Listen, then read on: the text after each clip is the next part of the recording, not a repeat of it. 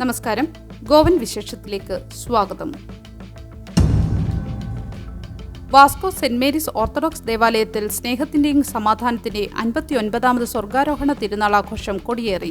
പരിശുദ്ധ ദൈവമാതാവിന്റെ നാമത്തിൽ സ്ഥാപിതമായ Goa Vasco saint Mary's orthodox ദേവാലയത്തിൽ പരിശുദ്ധ ദൈവമാതാവിന്റെ സ്വർഗാരോഹണ തിരുനാളും 59ാമത് പ്രതിഷ്ഠാ പെരുന്നാളും കൺവെൻഷനും ആധ്യാത്മിക സംഘടനകളുടെ വാർഷികവും 2025 ഓഗസ്റ്റ് 1 മുതൽ 15 വരെ വിപുലമായി ആഘോഷിക്കുന്നു.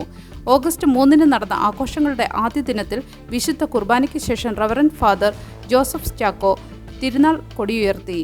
ആത്മീയ വളർച്ചയുടെ ഭാഗമായി reverend father doctor Ivan D Almeida നയിച്ച ബൈബിളും മാനസികാരോഗ്യവും എന്ന സെമിനാർ വിശ്വാസവും മാനസിക ക്ഷേമവും തമ്മിലുള്ള ബന്ധത്തെക്കുറിച്ച് ആഴത്തിലുള്ള ചിന്ത നൽകി.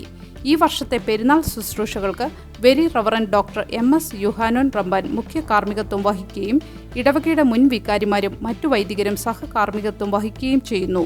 ഓഗസ്റ്റ് 15 വരെ നീണ്ടു നിൽക്കുന്ന ഈ ആഘോഷങ്ങൾ വിശ്വാസികൾക്ക് ആത്മീയ ഉണർവ് പകർന്നു നൽകുന്നു.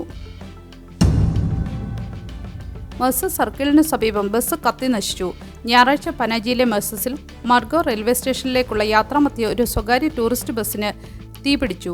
ബസ്സിനുള്ളിൽ ഉണ്ടായിരുന്നത് കേരളത്തിൽ നിന്നുള്ള ടൂറിസ്റ്റുകളാണെന്ന് പറയപ്പെടുന്നു.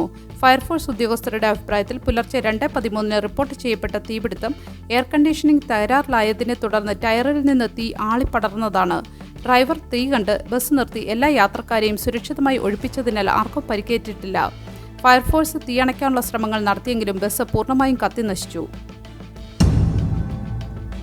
ഒരു നല്ല ദിവസം ആശംസിച്ചുകൊണ്ട് ഗോവൻ വിശേഷത്തിന്റെ ഈ വീഡിയോ ഇവിടെ പൂർണ്ണമാകുന്നു.